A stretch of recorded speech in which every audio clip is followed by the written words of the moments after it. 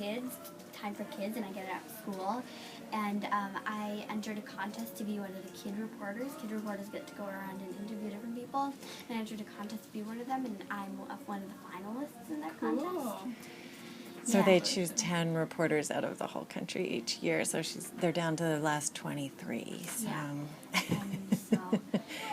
so the assignment was Hometown Hero, which was not that easy for a small town like Amherst. So yeah. So she chose Aaron Lansky as her hometown hero. So now we have to talk to him as well as some people who have been influenced by his work. Sure. Yeah. Cool. So where were you born? I was born in California, Oakland, California. Keep going. When did you start getting interested in Yiddish and Yiddish books? I was studying at Smith College, and that's where I started, where I really heard about Yiddish for the first time. And I first did a summer internship here at the Yiddish Book Center when I was in college. Did any people influence your Yiddish? Yeah, I mean, definitely being here in this building, you have the very real presence of Aaron, and I've had the fortune to work with him closely because I developed the oral history project here, and he was very involved in that, especially in the beginning. But also one of my college professors studies Yiddish literature and history, and he was really influential for me. When did you first hear about the Yiddish Book Center? It was when I was in college. There was a course on Yiddish literature and translation that was held here at the book center. So I actually just showed up for class and in this building. Why do you think the Yiddish Book Center is important? That's a big question. There are so many different projects here that it's hard to point out exactly one thing, but I think that Yiddish culture in general and to a certain extent modern Jewish culture has been, for various historical reasons and political reasons, suppressed, and I think that the work that the Yiddish Book Center is doing to document it, to teach people about it, to save it physically also with the books, is important because it's not something that everyone knows about. Do you have any personal experiences with the book center, Aaron Lansky, that was important to you?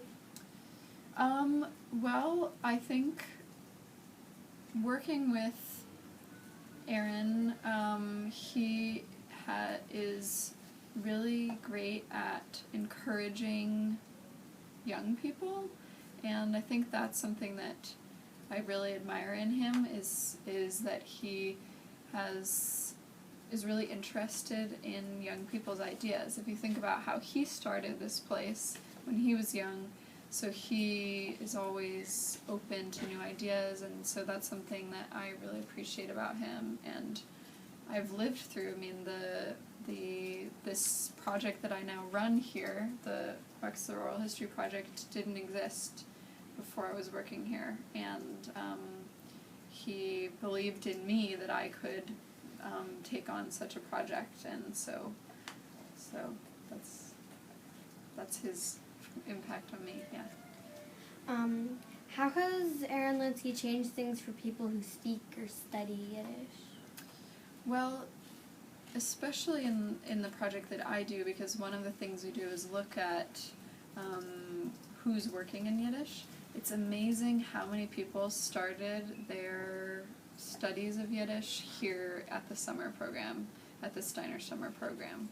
So if you look at the Yiddish programs that are at colleges or universities around the country, A lot of them have some relation to the Yiddish Book Center. They came here, as I did, starting in the summer program, or they use the resources, or they have a fellowship. So I think that the Yiddish Book Center and, through Aaron's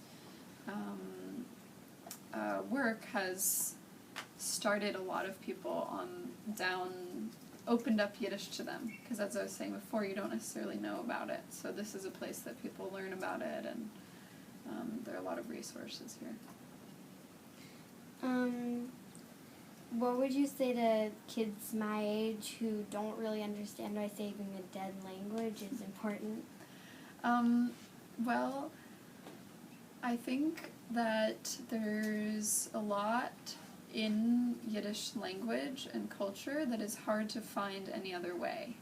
So a lot of people, and my experience too, is it's sort of a key to unlock this hidden world of literature. Only a very small percentage of the books that you see upstairs have been translated. So without the language, you can't really access them.